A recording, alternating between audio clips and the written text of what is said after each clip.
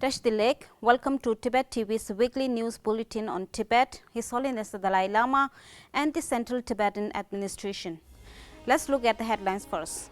His Holiness the Dalai Lama grants full and novice monastic ordination in Dharamsala. Sikyong Penpa Tsering leads series of Central Tibetan Administration board meetings. Deputy of French National Assembly raises alarm on the erasure of Tibetan language. Side event on transnational repression held during UN Human Rights Council session.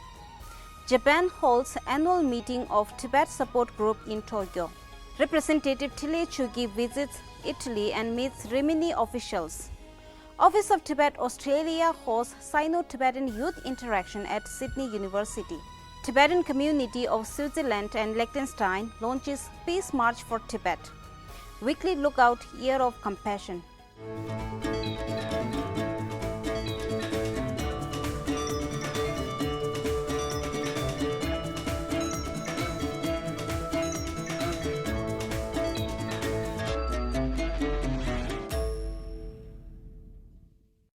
On Thursday this week, His Holiness the 14th Dalai Lama granted full monastic ordination to 54 aspiring monks of Yudhu and Gyumi Tantric colleges during a ceremony held at his residence in Dharamsala. The sacred ordination ceremony marked as an important milestone in the spiritual journey of the monks as they formally entered the higher monastic order.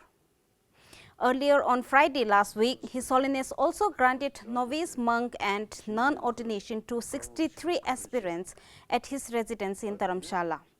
The ceremony was attended by members of the monastic community and close associates and included traditional prayers and rituals.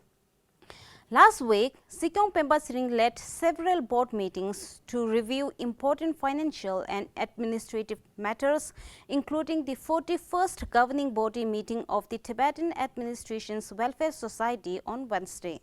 During the meeting, the governing body adopted the financial report and approved the revised budget for fiscal year 2025 to 2026, along with proposed budget for the year for both TOS head office and TOS gas agency.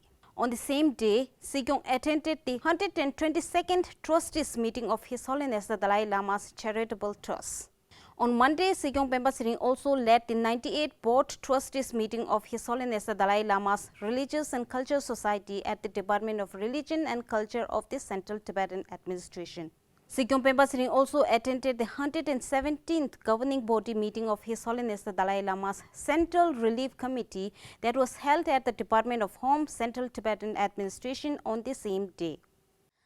Charles de Courson, Deputy of French National Assembly, has raised serious concerns with French Minister for Europe and Foreign Affairs regarding the systematic erosion of Tibetan language and culture by the Chinese government. His inquiry focuses on the policy expected to take effect in 2026 that would remove Tibetan as a core subject from the National University entrance examinations in Tibet. The move is seen as part of a long-standing policy of forced assimilation that could threaten the survival of Tibetan language within a generation. Deputy de Courson raised the issue after several meetings with Representative Rinzin Khengang of the Office of Tibet, Brussels, during which he received detailed briefings on situation inside Tibet. In response, French Minister for Europe and Foreign Affairs Jean-Noël Barrot expressed France's deep concern, particularly over the existence of preschool boarding schools for Tibetan children. He noted that such policies threaten the transmission of Tibetan culture, language, and religion and may violate children's rights under the International Convention on the Rights of the Child. On Tuesday this week, the Society for Threatened People organized a side event on transnational repression during the 61st session of the United Nations Human Rights Council in Geneva. Representative Chukki of the Tibet Bureau Geneva participated as a panelist and highlighted the ongoing challenges faced by human rights defenders. Drawing on the Tibetan experience, she explained that transnational repression often targets family members of Tibetans in exile who remain in Tibet. Chinese authorities reportedly require Tibetans inside Tibet to report on relatives living abroad, enabling surveillance and intimidation of Tibetans residing in democratic countries. Representative Chukki also pointed out that Tibetan and Uyghur advocates often face additional screening and security checks during UN engagements, describing this as another form of transnational repression. She called for stronger global recognition and coordinated efforts to ensure the safety of human rights defenders.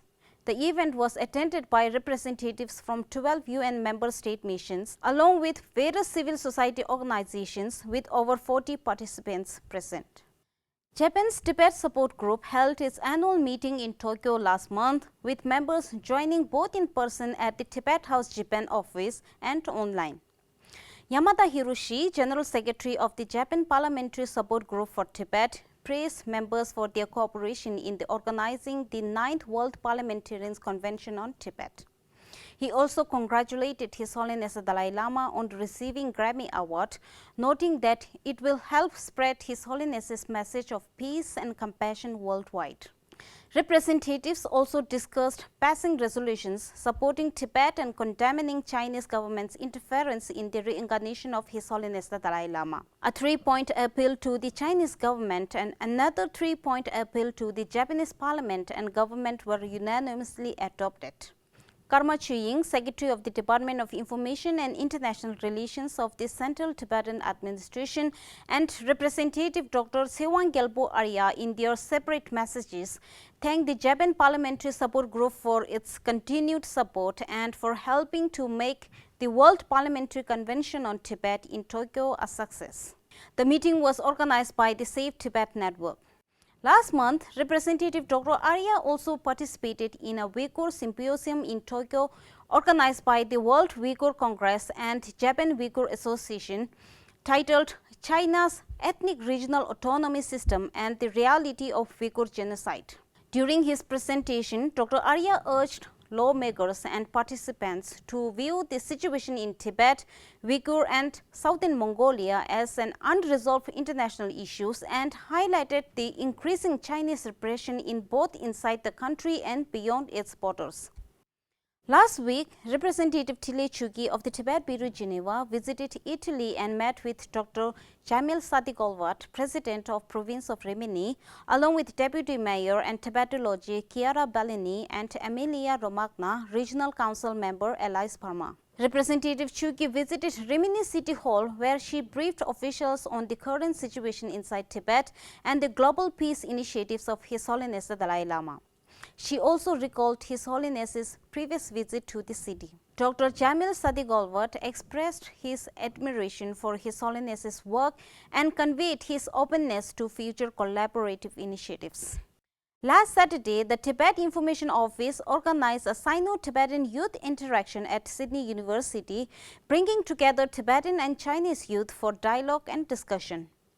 Tao Sangmo, Chinese liaison officer of the Tibet Information Office in Canberra, highlighted the importance of continuing the legacy of civil friendship nurtured under the guidance of His Holiness the Dalai Lama, as well as long-standing dialogue between exiled Tibetans and Chinese democrats. The event brought together more than 20 participants, including students from Sydney Tibetan Weekend School, Chinese graduates from Sydney University, and members of the Chinese Tibetan Friendship Association and the Chinese Alliance for Democracy. The Tibetan community of Switzerland and Liechtenstein has launched a week-long peaceful rally and solidarity walk from the Swiss Federal Parliament in Bern to Embassy of the People's Republic of China in Zurich. The march will take place from 4th to 10th March 2026.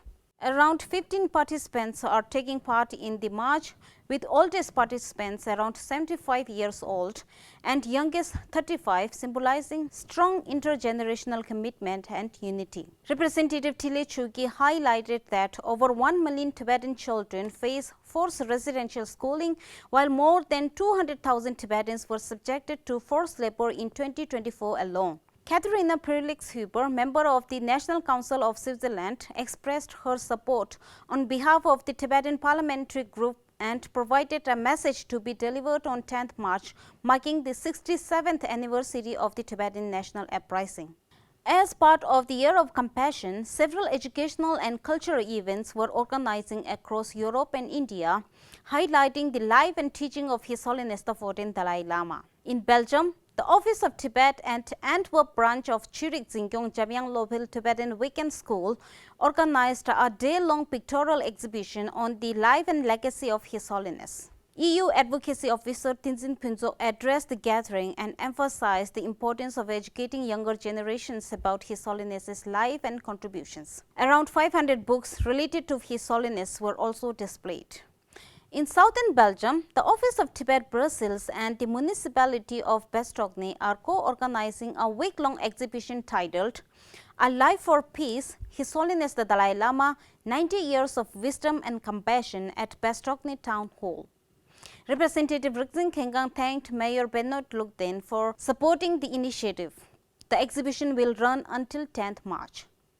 In Ladakh, the Sunamling Godin Organizing Committee hosted a gratitude program at Changdang PHC Government Hospital in Nyoma to thank doctors and health workers for their service. Chief Representative Officer Tashi Thundup highlighted the significance of the Year of Compassion and four commitments of His Holiness. Meanwhile, the Tibet Museum and the Museum of Goa organized a week-long exhibition titled The Infinite Ripple, 90 Years of Compassion. Tibet Museum Director Tenzin Toptin noted the importance of collaboration in bringing Tibetan history and narratives to wider audiences. In Dharamsala, the Dharamsala Tibetan Settlement Office organized a compassionate initiative by providing high-nutrient food to the cows near Sara Cow Shed in Gagal, which is under the jurisdiction of the Municipal Corporation Dharamsala on the auspicious day of the 15th day of the Tibetan lunar calendar. That is all for today. Thank you for watching Tibet TV.